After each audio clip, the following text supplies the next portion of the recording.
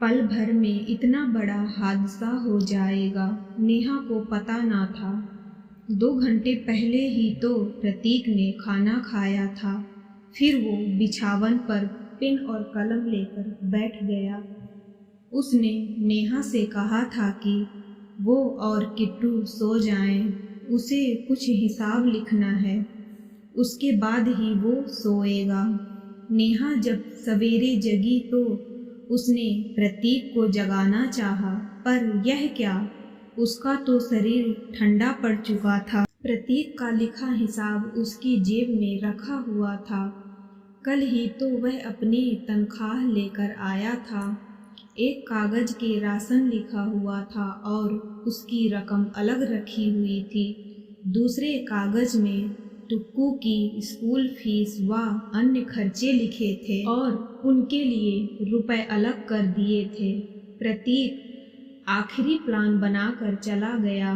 उसने अपने खर्चों का, गाड़ी के पेट्रोल का, जेब खर्चों का कोई हिसाब नहीं लिखा था। शायद उसे मालूम था कि इसकी अब जरूरत नहीं।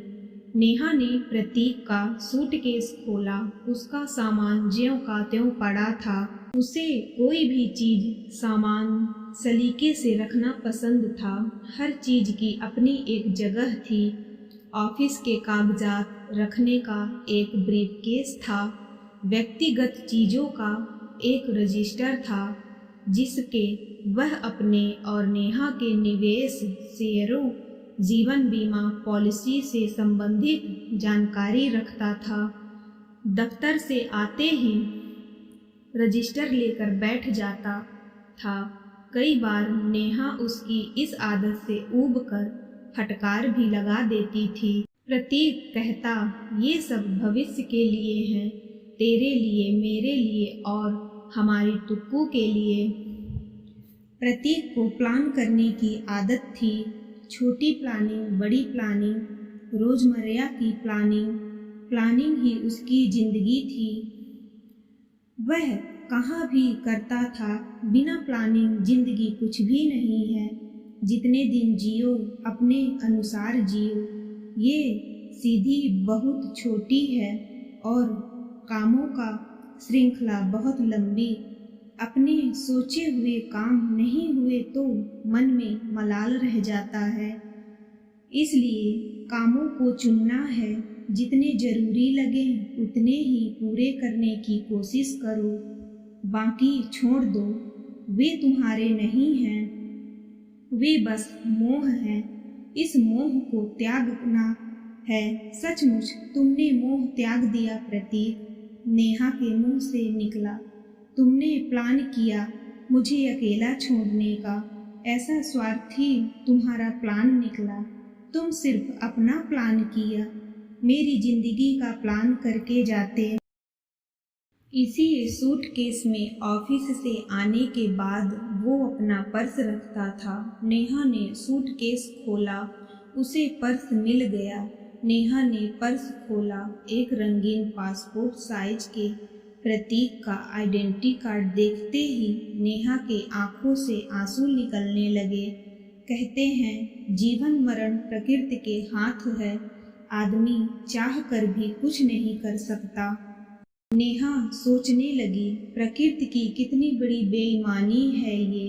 उसकी शादी को महज 4 साल ही बीते थे। अभी उसने देखा ही क्या था।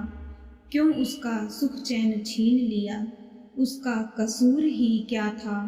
इस जन्म तो नहीं तो क्या सचमुच और भी जन्म होते हैं? क्या पिछले जन्म का कोई पाप है उसका?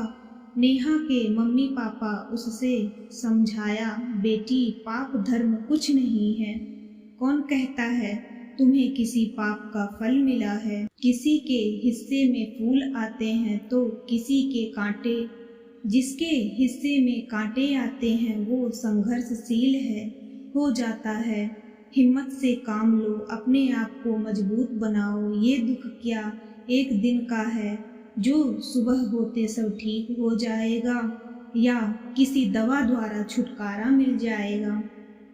एक स्त्री के लिए एक विधवा का क्या स्थान होता है? नेहा अच्छे से जानती थी।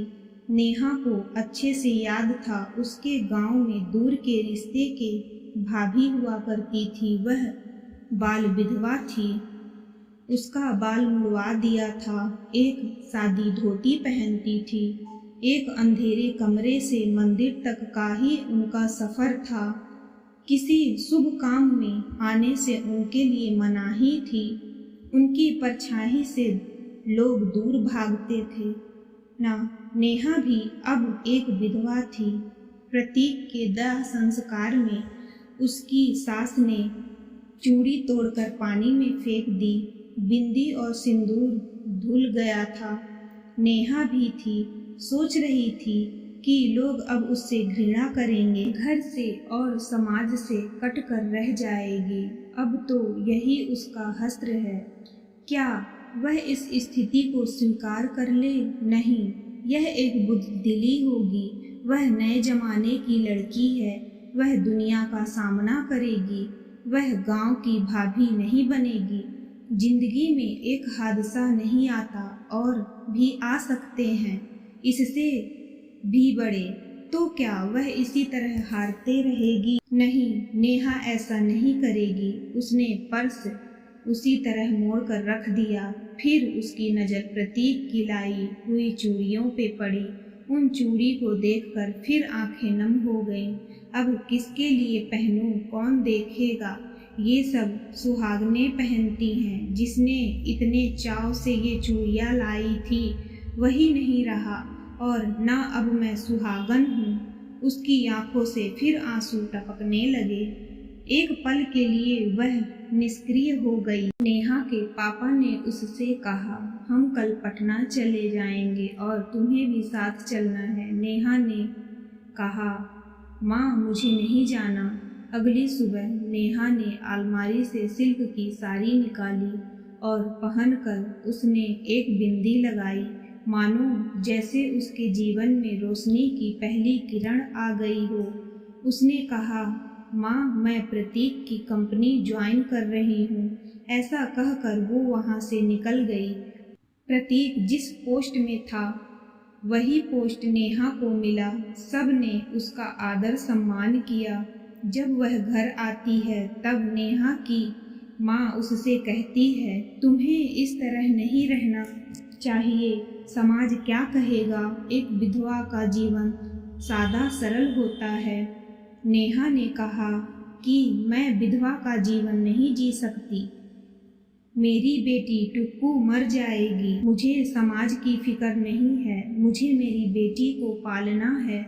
जीवन छोटा भी है, बड़ा भी है, लेकिन किसी को नहीं पता कितना है।